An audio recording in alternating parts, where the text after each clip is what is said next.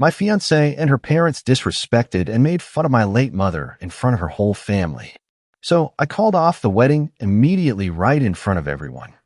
I'm 32, male, and until recently I was engaged to a woman I thought I'd spend the rest of my life with. My mother had died about a year ago in a car accident, something I still hadn't fully come to terms with. Growing up, my mother was the type who'd help anyone, no questions asked. She even helped my fiancé's parents secure a loan for their home renovation once, co-signing so the bank would trust them. She never wanted a penny in return, always saying, "Family is who you choose to help." The night of our engagement party, which was meant to double as the announcement for our wedding date, I already felt on edge. Maybe it was the weight of missing my mother or the general stress of wedding planning, but something felt off in the atmosphere. My fiancé's family had organized the event at their large suburban home, with relatives from both sides gathered in the living room. It should have been a celebratory moment. Instead, tension crackled in the air. After a brief introduction from my fiancé's father, my fiancée and her parents decided to give a lighthearted speech. I wasn't sure what they'd planned, but I certainly didn't expect them to joke about my late mother. They started referencing how my mother was always meddling, how she offered help we never asked for. I felt my neck flush. It was bad enough they used a mocking tone, but to speak ill of a dead woman who'd once co-signed their loan out of sheer kindness, that cut deep. A hush fell across the room as my fiancé's father quipped, "Let's hope we can keep future in-laws from overstepping," and my fiancée giggled, adding something about overbearing motherly affection. The crowd gave uncomfortable chuckles, not sure if they should laugh or cringe. I stood there, fists clenching at my sides. My mother had been gone for a year, and they were ridiculing her memory in front of all these people. In that moment, my mind flashed to the times my mother had selflessly given these very people groceries when they struggled financially, or how she babysat my fiancé's younger siblings free of charge. She was never overbearing, just generous. Yet here they were, rewriting her story in cruel jabs. I swallowed my anger, forcing myself to remain calm. I kept telling myself there must be some misunderstanding, some joke gone too far. But no. After a minute of these jokes, I realized they were intentionally dissing her, maybe to amuse the side of the family that disliked outsiders. My fiancée and her parents clearly found it hilarious. I shot a glance at my fiancée, hoping for a sign of remorse. All I saw was a smug grin, as though she was enjoying the attention. Finally, they wrapped up their rude commentary. My fiancé's father said, "We might have done things differently if dear mother were still around," with a snicker. Then it was my turn to speak. I stood in silence for a heartbeat, scanning the faces, confusion from my father's side of the family, a couple of my friends glaring in disbelief, and my fiancée smirking as if she expected me to roll with it. My heart hammered. I made up my mind in that instant. I wouldn't stand for this. I stepped forward, took the microphone, and forced a smile. "Well," I began, voice steady but tight, "thank you all for coming. I'm sure we all enjoyed that heartwarming set of remarks about my late mother. She would have loved hearing how you see her now that she can't defend herself." A few gasps fluttered through the crowd. The fiancé's father shifted uneasily. My fiancée frowned, confusion etching her face. With each word, I unleashed the truth about how my mother had helped them. Let's recall a few real stories, shall we? Like the time my mother helped co-sign a loan for this house. Or when she paid for that landscaping job they swore they'd pay back but never did. Or how she spent hours looking after the kids so you 2-inch, I gestured to my fiancé's parents, could have date nights.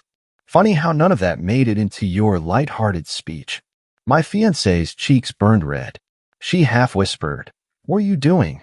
I ignored her, pressing on, sarcasm dripping from my tone. "I'm sorry we lost such an overbearing meddler.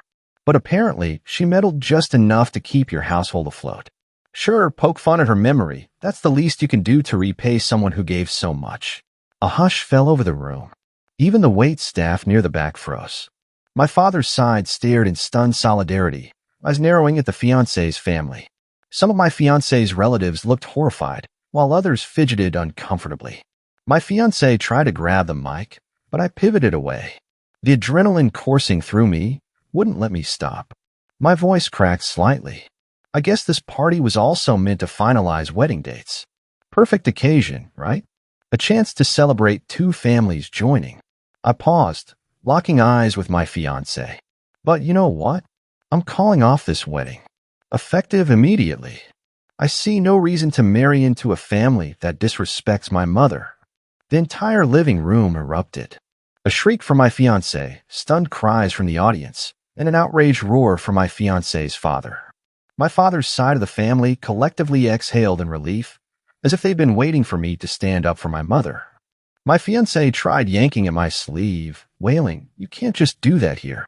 Her mother's voice rose in protest, calling me an ungrateful liar. But I stood tall. Ungrateful? She's the woman who died a year ago after everything she did for you. And you mock her memory? That's ingratitude. In that moment, the fiancé's father lunged forward, practically foaming at the mouth. He hurled accusations, "You're humiliating us in front of everyone." I retorted, "You did that yourselves." Some relatives tried to calm him. My fiancé, tears streaming, tried to paint me as the villain. How I was overreacting to harmless jokes. That only fanned my anger further. The tension built to a fever pitch. My fiancé's mother hissed that I was just sensitive about losing your mother, as though grief gave me no right to call him out.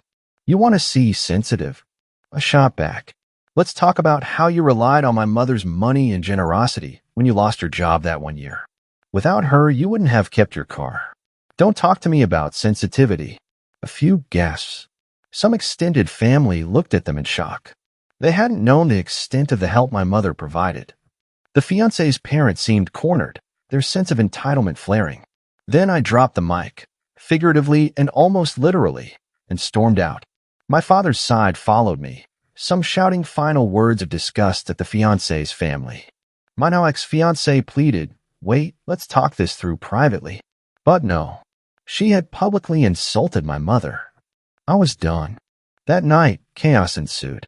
My phone buzzed with messages, some from relatives apologizing, others from the ex-fiancé's side cursing me for humiliating them. My father's side, plus a few of my mother's close friends, told me I did the right thing. They commended me for defending my mother's memory. I wasn't sure how to feel. Part of me was numb from the emotional roller coaster. Part of me was burning with residual anger. The ex-fiancée tried calling me incessantly.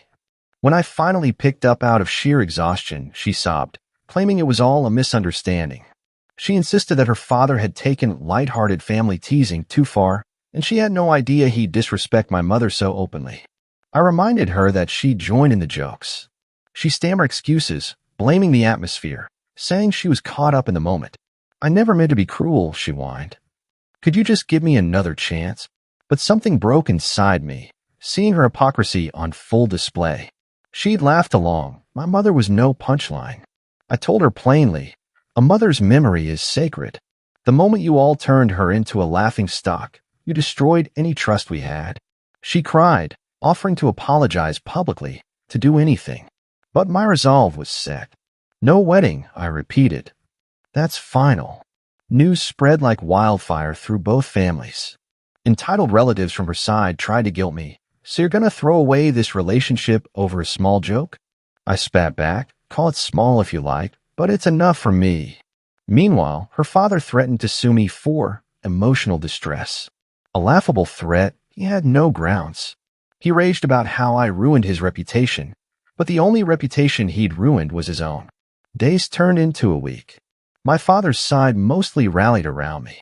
Some tried to comfort me about losing a potential life partner, but I saw no partner in someone who'd degrade my mother just to amuse her folks. My phone still erupted with pleas from my ex-fiancée. She emailed me a long letter, half apology, half blaming me for overreacting. She said I should have privately confronted her father, not made a scene. I read it, shook my head. She'd made a public mockery first. My response matched the stage they'd chosen. My father offered to step in, wanting to talk sense to the ex-fiancé's parents, but I declined. I was done mediating with that family. As far as I was concerned, my mother's memory deserved unwavering respect. They'd crossed the line. Let them face the consequences.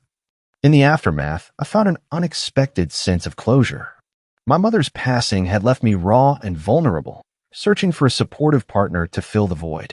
Instead, I discovered that the woman I planned to marry and her family could never respect the person who mattered most to me. Unforgivable. My ex-fiancé's family eventually retreated, realizing they couldn't bully me into backtracking. The father's empty threats of legal action dissipated. My ex-fiancée tried a final gambit, showing up at my doorstep with tears in her eyes, holding a box of my mother's old photos she'd stolen from me. She offered them back as a peace gesture, claiming she wanted to keep them safe. That only repulsed me more, knowing she'd rummaged through my mother's belongings. I told her to leave them and go. Neighbors might have heard our argument on the porch, her begging for forgiveness, me steadfast in refusal. She left in tears, hurling insults over her shoulder, calling me heartless. The irony was thick. If I was heartless, what did that make someone who publicly ridiculed a deceased woman's memory? Legally, there was no wedding contract to break, just canceled venue reservations and a ring to reclaim. I'd paid for a deposit on a small wedding hall, which I forfeited. The ring was a separate issue. I demanded it back, explaining I wasn't going to let them keep a token of sincerity after they spat on my mother's name. She fought it initially, but eventually returned it. Good riddance. Weeks later, I stood at my mother's gravesite, feeling that quiet sadness that always hits me around sunset. But this time, there was also a sense of resolve. I'd honored her by refusing to let bullies, no matter who they were, drag her reputation through the mud. And that fact gave me peace. So that's how my wedding plans went up in smoke, but I walked away with something more valuable than any ceremony. I kept my dignity, stayed true to my mother's memory, and learned that I deserve a partner who'd cherish my mother's legacy, not mock it.